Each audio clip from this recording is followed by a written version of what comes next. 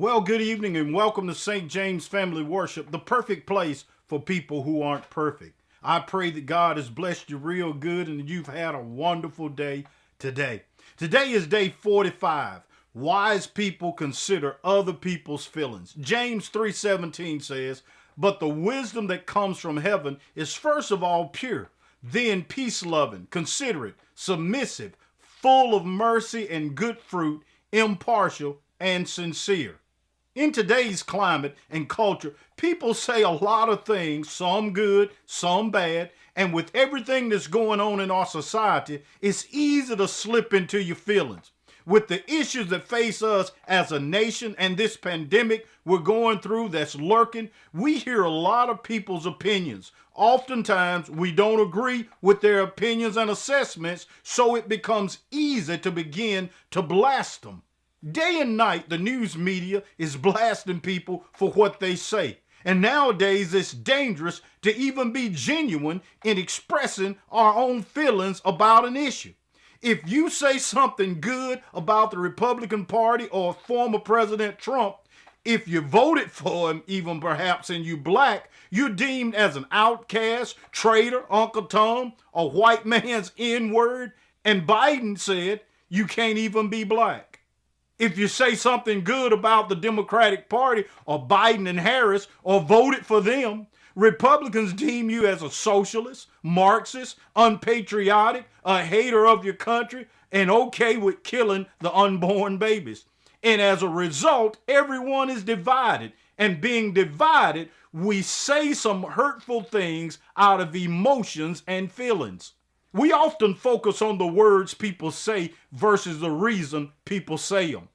What if we all backed up a few yards and tried to consider why people say and feel the way that they do? It takes a wise person to consider other people's feelings. Being considerate and loving does not mean you have to agree with what people say or what people represent. We would do good to solicit God for wisdom like Solomon. God asked Solomon, "What would you like for me to give you?" Solomon chose wisdom. Wisdom would cause you to be pure, peace-loving, considerate, submissive, full of mercy, impartial, and sincere. Wisdom allows you to see past what other people say and the spirit they say it in, and still be considerate. Wisdom also causes impartiality and understanding. Have you ever considered why the right is saying what they say or the left is saying what they say? Have you ever considered that their experiences may have caused them to feel that way? In order to have a dialogue with all of the things that's going on, we got to step back and consider other people's feelings.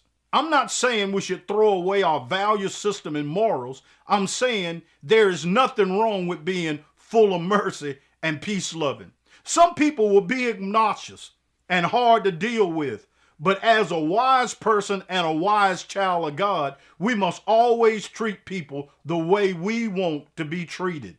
The true wisdom that comes from heaven is this: love God with all your heart and love your neighbor as yourself, and be peace-loving, considerate, submissive, full of mercy and good fruit, impartial, and sincere.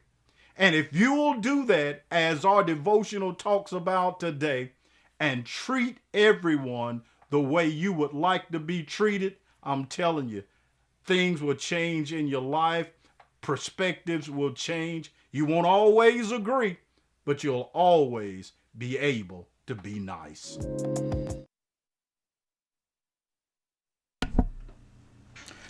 Right before we totally end our devotional tonight, we're dealing with wisdom.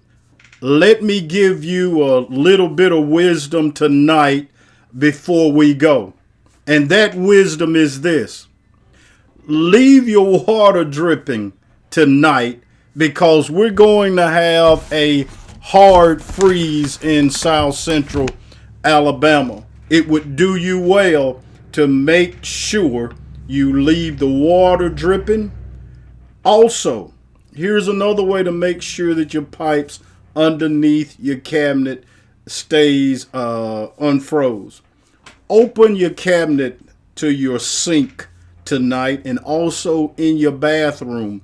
Open the cabinet sink to your lavatory to make sure that the air that's in the house can get to those pipes in the cabinets, so that in the morning when you wake up and things thaw out during the day, you don't have busted water pipes and water lines running everywhere and causing you extra money. That's your wisdom on top of wisdom for tonight. God bless you and God keep you is my prayer. I look forward to seeing you tomorrow night right back here. St. James Family Worship, the perfect place for people who aren't.